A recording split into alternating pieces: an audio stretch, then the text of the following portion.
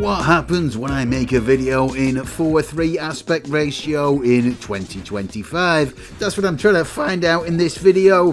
Probably nothing good at all is the answer, but I thought I'd see what it looks like on YouTube and find out if it's just completely eaten by the algorithm. And the reason that I'm interested in this is because I make pretty much exclusively classic gaming content, and these classic games are nearly always in old school standard definition, and I always have to expand the picture somehow to avoid the black bars on either side when I show this in a more modern 16:9 widescreen aspect ratio.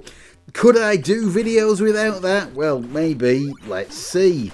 But whilst I'm about that, how about we take a look at the absolutely criminally overlooked 1984 arcade game I, Robot from Atari, which is now slightly less overlooked, one because it appeared on the Atari 50 compilation, and now two because it's having a modern remake courtesy of classic gaming legend Jeff Minter. It's not out yet, but it's on the way. The original arcade game, well, it really was uncannily ahead of its time whilst being thoroughly of it too. It is definitely the first game though done entirely in solid 3D polygon graphics. Now, not just the norm, but pretty much the only graphics technology there is. But there's a whole list of firsts that this can claim, both in graphics and gameplay. A pioneer, absolutely, and it's amazing how good it looks, how smoothly it runs with a really solid frame rate. It's even got lighting effects too, with light-sourced flat shading. You'd think the first attempt might look a bit rougher than this. It's honestly not hard to think of games from a decade later that don't run this well. The gameplay is equally groundbreaking too, a weird mashup of world's first 3D platformer meets rail shooter. Each level is split up into two sections, starting out with a platforming maze. Don't jump whilst the enormous eye is red though, else it's insta-death. That is then capped off with a space shooter section with stuff to shoot and stuff to avoid before you head off to the next level. The working title of this was Ice Castles, possibly related to Atari's own Crystal Castles from the year before. The platforming maze sections are a bit alike. You can change the camera angle here though, but only up or down, which alters the score multiplier too. A strange feature, but it would be great if more games acknowledged how much more difficult camera angles can make things. The technology behind iRobot is equally fascinating too. It's run by a very modestly powered 8-bit 6809 CPU, clocked at just 1.5 MHz, the same as the MB Vectrex and the Tandy Color computer, but with a custom graphics processor constructed out of 4 AMD 2901 bit slice processors, known as the Math Box. Actually a continuation of the technology that Atari used in vector games like Red Baron and Battlezone, but with a custom rasterizer that allowed it to send bitmap graphics into a frame buffer. Effectively a primitive version of the modern GPU, maybe the first GPU ever, and also maybe the only one that anyone ever paired with an 8-bit CPU. Despite all this cutting edge stuff though, iRobot was a total flop in the arcade. It just didn't catch on, which seems bizarre now when it was so clearly ahead of its time. Atari was going through a lot of struggles then though. In fact, this might be the very last game that the original old school Atari put out before it was split up into separate corporate entities.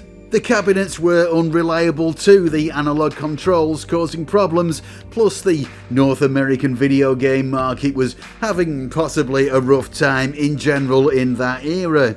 The game didn't prosper basically, and less than 1,000 machines were made, and it sank into almost complete obscurity. I say almost because it seems like iRobot was influential if it wasn't successful. Eye of the Mask on the ZX Spectrum is one definite iRobot inspired game. Yes, some of the cabinets did make it across the Atlantic to the UK. This game from ZX Spectrum pioneer Sandy White is, well, It's a trip, and even the creator seems a bit puzzled as to what it's all about these days, at least according to a fairly recent Retro Gamer interview. But the big one has to be Star Fox, the Super NES Super FX Odyssey from 1993, which seems to take some significant cues from iRobot, both in style and gameplay. It might though seem unlikely that such an obscure arcade game, which probably never made it to Japan, would be an influence on a Nintendo game from nearly a decade later.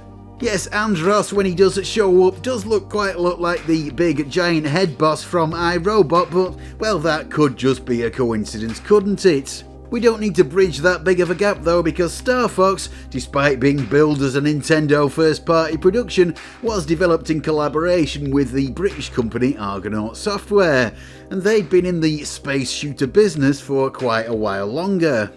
This is their game Star Glider 2 from 1989, and yes, it is a kind of forerunner to Star Fox, and it seems much less unlikely that this might have emerged from a group of influences that included iRobot. This opens up a whole can of worms though, and an entire nest of games with the word Star in the title that seem to be influencing each other over the course of a couple of decades. That's a story I will tell if there's any interest in it, possibly in this aspect ratio, so do leave a comment if you'd like to hear more. There really is a weird number of games called Star something that are all kind of similar.